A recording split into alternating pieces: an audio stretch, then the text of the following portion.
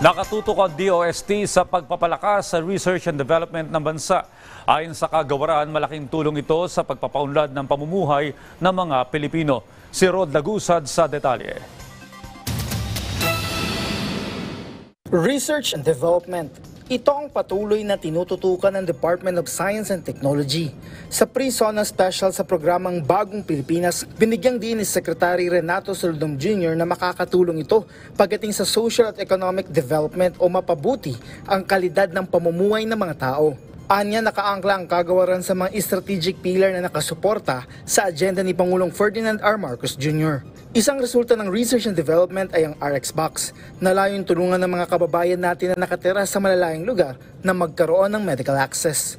Ito rin ang utos sa atin ng ating mahal na Pangulo na scale up yung mga technologies na na-produce ng DOST at mga universities, ma-commercialize para dumami pa ang makinabang. Meron tayong gagawin na ililink natin yung ating mga technology producer tulad nga sa UP Manila sa mga investors and capitalists para mas lalong ma-produce at magamit pa.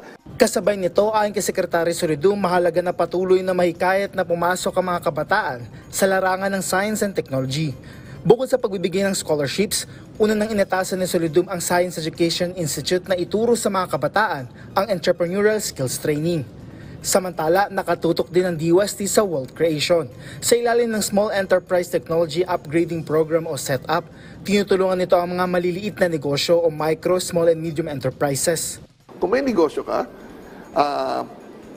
at gusto mong palaguin, pwedeng gamitin ang science, technology, and innovation para mag-increase ka ng productivity. Tutulungan ka ng DOST sa pamamagitan ng pag-evaluate ng anong intervention, hindi ng ekwipong bibilhin kung wala ifa-fabricate ng DOST. Dito ay pinag-aaralan kung may kakayang kumita ang isang negosyo. Kasama din sa tulong dito ay ang pagtuturo ng food safety at good manufacturing practices. Rod Lagusad, para sa Pambansang TV sa Bagong Pilipinas.